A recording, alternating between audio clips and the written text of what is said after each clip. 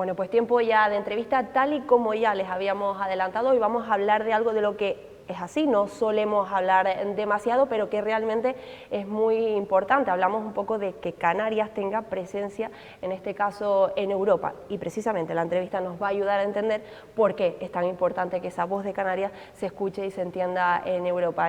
Empezamos conversación en este caso con el candidato a las elecciones al Parlamento Europeo, Carlos Alonso, que ya está aquí con nosotros. Muy buenas tardes. ¿Qué tal? Carlos. Muy buenas tardes. Muy buenas tardes. Gracias, A veces hasta me lío hablándolo, es así, porque no solemos hablar tanto de esto, pero sí que es verdad bueno, que es imprescindible en muchísimos asuntos de los que vamos a hablar ahora que se nos entienda y que se nos escuche en Europa, ¿no? Ahora hablamos de todos estos asuntos, de ese programa también, efectivamente, del que ya, por cierto, presentaron en la jornada de ayer aquí, en la isla de Lanzarote, pero antes, permíteme preguntarle un poco por la percepción de Lanzarote, ¿no?, de su partido. Aquí en Lanzarote estaba, además, va en compañía, y aprovechamos para decirlo, en esas listas con el presidente del Cabildo de Lanzarote, con Osvaldo Betancor. ¿Cuál ha sido la percepción del partido aquí en la isla, Carlos, y de su gente? Bueno, muy positiva. Ayer la verdad que la reunión del Consejo Político Insular fue muy productiva, con presencia de representantes de todos los comités locales, de toda la isla en peso, para conocer las propuestas que estamos haciendo para la Unión Europea.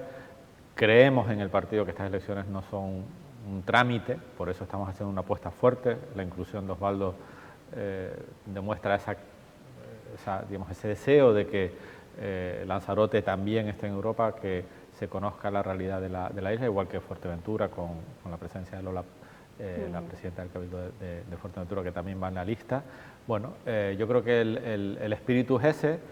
Nos queda un camino importante, duro, porque, como tú decías, estas elecciones muchas veces pasan desapercibidas, pero desde Coalición Canaria queremos dar un mensaje muy claro, potente, de la necesidad de ir a votar el día 9 de junio, de tener presencia directa de Canarias en las instituciones europeas, porque muchas decisiones que se toman en Estrasburgo, en el Parlamento Europeo, afectan directamente a los ciudadanos de Lanzarote, en el ámbito no solo de los sectores más tradicionales como la pesca o la agricultura, que también, y hay que seguir defendiendo y ayudando, sino en el día a día, ¿no?, en la capacidad que gente joven puede ir a estudiar fuera de la isla para mejorar su formación, en los fondos que recibimos para resolver los problemas hídricos que tiene la isla, las cuestiones que tienen que ver con la migración, que también tienen una agenda europea importante.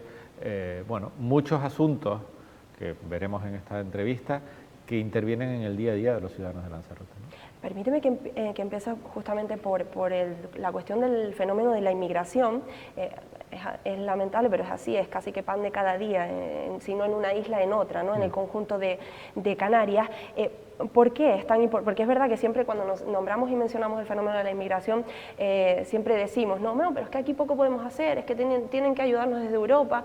¿Por qué precisamente es tan importante que Canarias, que una voz canaria esté en Europa en cuestiones que tienen que ver con la inmigración? Mira, la Unión Europea acaba de aprobar, el Parlamento Europeo, ratificar el Pacto de Inmigración y Asilo. Es la primera vez que la Unión Europea reconoce de jure, desde el punto de vista jurídico, una realidad que vivimos todos los días: la llegada masiva de inmigrantes, con el riesgo que para ellos tiene la pérdida de vidas humanas. Es catastrófico, ¿no? El año pasado las principales ONG calculan que en torno a 6.000 personas fallecieron en esa ruta, ¿no? Pero además los problemas que tenemos con los menores no acompañados, el flujo de migración adulta que transita por las islas. La primera vez que la Unión Europea reconoce esa situación de facto de esas regiones fronterizas que soportan el mayor peso de la entrada de inmigrantes a la Unión Europea, y va a poner fondos para ayudar a esa realidad. Para nosotros eso no es suficiente, porque creemos que la inmigración tiene que atajarse en su lugar de origen, buscar la manera de resolverlo desde la raíz, y eso pasa por ayudar al desarrollo de los países que nos rodean. Canarias tiene ahí un papel importante y es el que queremos llevar a la Unión Europea. El presidente Clavijo el otro día en Bruselas señalaba la posibilidad de que Canarias sea una plataforma para la formación de jóvenes en África, que de esa manera tengan un futuro en esos países de origen, su país natal, y no tengan que emigrar. Que usemos nuestras capacidades formativas con recursos europeos para llevar esa formación y capacitar a los jóvenes en África, ¿no?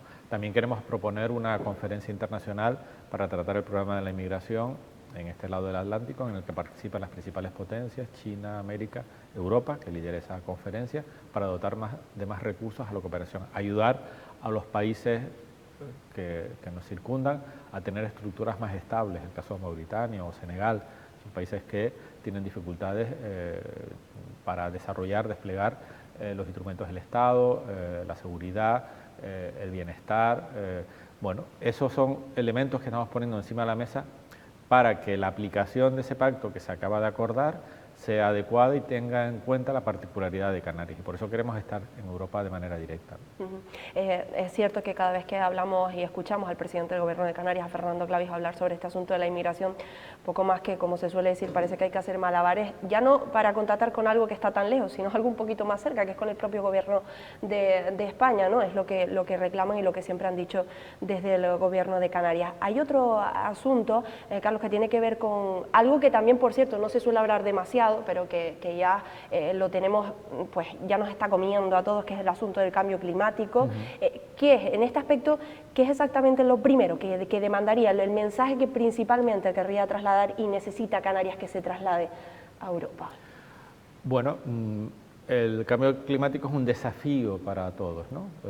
Para nuestras sociedades, para nuestros sistemas productivos.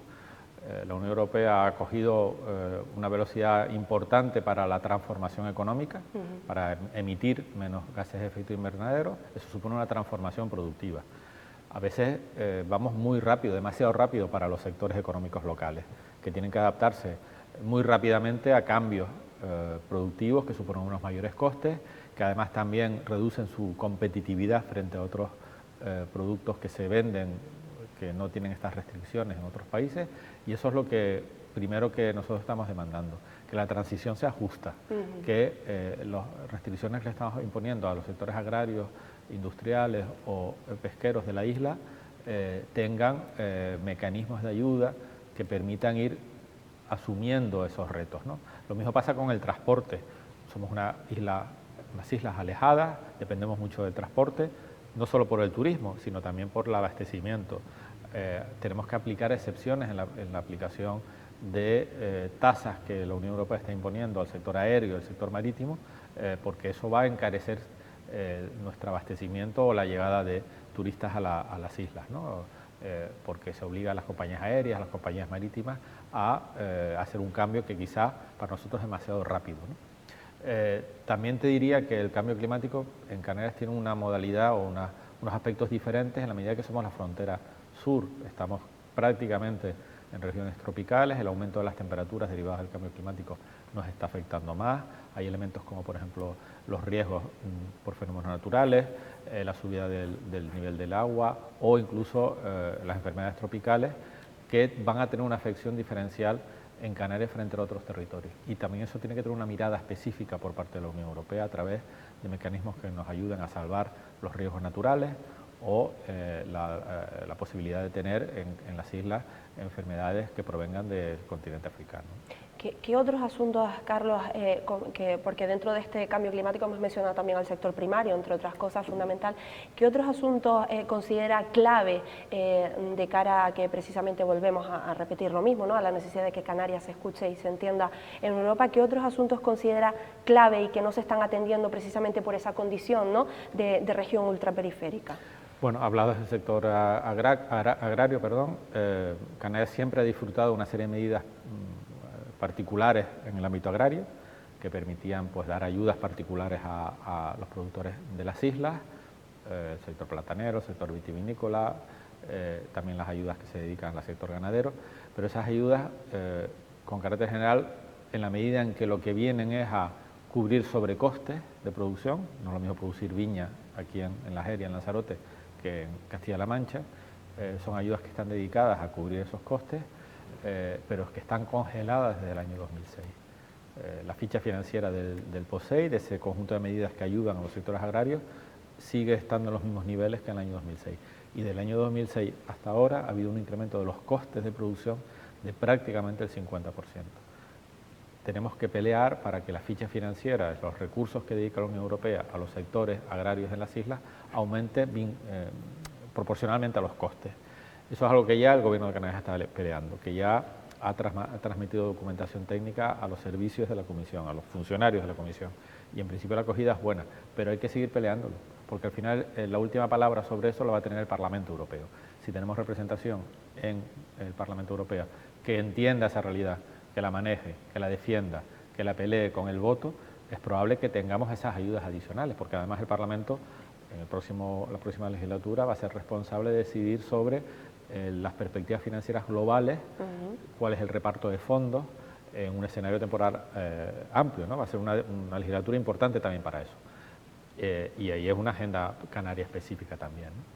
Y con todo esto que estamos comentando, Carlos, llega la pregunta un poco de, ¿es optimista de cara a esas elecciones europeas? ¿Cree que porque es así, ha sido complicado, ¿no? Pero cree que realmente ahora sí es momento de que la gente se dé cuenta de que Canarias necesita estar verdaderamente, realmente en Europa? En este caso con usted, porque por cierto va en el número 2, sí, en confluencia con distintos partidos, pero principalmente el PNV, ¿no? Sí, efectivamente. Mira, yo llevo trabajando en los temas europeos muchos años. A mí se me conoce en el ámbito político por haber sido presidente del Cabildo de Tenerife, pero mi background profesional es europeo. Llevo más de 10 años trabajando en los temas comunitarios, ¿no? Pero veo que estas elecciones son especialmente relevantes para Canarias. Por los factores que te decía antes, la agenda europea se ha ampliado, materia de seguridad, cambio climático, el reto demográfico. Hay muchos temas que tradicionalmente la Unión Europea no tenía un papel principal, que ahora sí lo tiene. Y en todos esos temas, Canarias tiene elementos específicos que hay que defender para que esa agenda que construye la Unión Europea en esos temas tengan en cuenta la particularidad de Canarias. Por tanto, son elecciones muy importantes. Y es verdad que nosotros trabajamos en coalición porque es la manera de poder sumar votos que nos hagan posible la presencia en Bruselas. Y te diré que depende solo de los canarios que tengamos la posibilidad de tener representación en Bruselas, porque ya en función de los votos que podemos conseguir las distintas fuerzas políticas, tenemos prácticamente asegurado tener un eurodiputado. Pero si en Canarias votamos, primero, masivamente todos los canarios a las elecciones europeas, que la abstención no sea tan elevada como ha sido otros años, y que además la gente reflexione sobre la necesidad de tener una fuerza propia, directa, va a ser posible que Canarias tenga representación directa, consiguiendo un buen resultado y, por tanto, que pueda participar yo en ese nuevo Parlamento Europeo, ¿no? Yo siempre toco un poco la parte también de la autocrítica, ¿no? Digamos, y precisamente le iba a preguntar por qué cree, ¿no? que hasta ahora ha habido ese altísimo nivel de abstención en cuanto a estas elecciones. No sé si es problema de comunicación, de quizás no se visibilizan tanto, incluso los propios medios de comunicación, no lo sé. ¿Cuál cree que es o han sido los motivos? Bueno, una mezcla de todo, ¿no? Primero que se ve como muy lejano, ¿no? Siempre las elecciones que tienen más cercanía arrastran más el voto. A veces las elecciones europeas, los resultados, la abstención ha bajado mucho porque por el calendario electoral se ha vinculado a las elecciones locales. Cuando van solas estas elecciones, efectivamente hay más abstención. Es un poco la lejanía, y después yo creo que también nosotros hemos tenido capacidad de explicar que los temas europeos no solo son cuestiones que afectan directamente a sectores concretos, ¿no? Normalmente la agricultura, ¿no? Uno tiende a pensar en Canarias, cuando habla de la Unión Europea, pues las ayudas al campo, las ayudas a la pesca, que son muy importantes, hay que seguir defendiendo, pero es que en todos los órdenes tenemos influencia directa, importante de la Unión Europea, y eso es lo que hay que trasladar, que estas elecciones son tan importantes como las municipales o las nacionales, porque los temas que se dicen en Bruselas muchas veces es que ni siquiera necesitan que tengan una interpretación estatal, sino que ya se aplican de manera directa. Y bueno, son decisiones importantes, ¿no? Que además, en el caso de Canarias, son doblemente importantes por nuestra especificidad, ¿no? No nos queda mucho tiempo y quiero venirme un poco más también hacia Canarias, como bien decía, además como un gran entendido durante muchísimo tiempo de la política también insular. Quiero preguntarle, además precisamente en Tenerife era una de las manifestaciones, sino la más multitudinaria, su opinión acerca de esta manifestación del pasado 20 de abril, y no solo de la manifestación, sino de los motivos de la manifestación y el desenlace, digamos, de la convocatoria.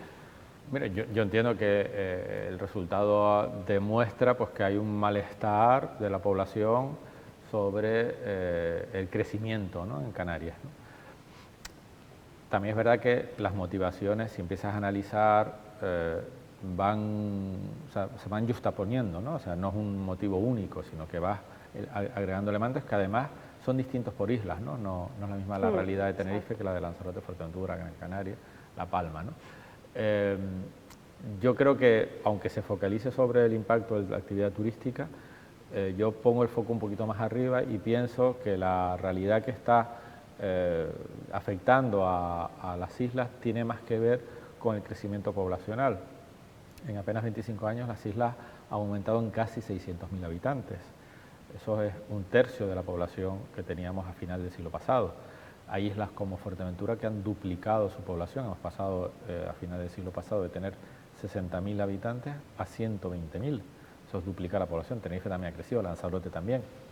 Eso lo que genera es presión sobre los recursos que tiene, los recursos naturales, los ecosistemas, pero también sobre las carreteras, la movilidad, los equipamientos sanitarios, la realidad sociosanitaria, sobre la realidad hídrica, ¿no?, la capacidad de producir agua y de reutilizarla, sobre la educación, sobre muchos equipamientos que digamos que las costuras las tienen ya al borde del límite, ¿no?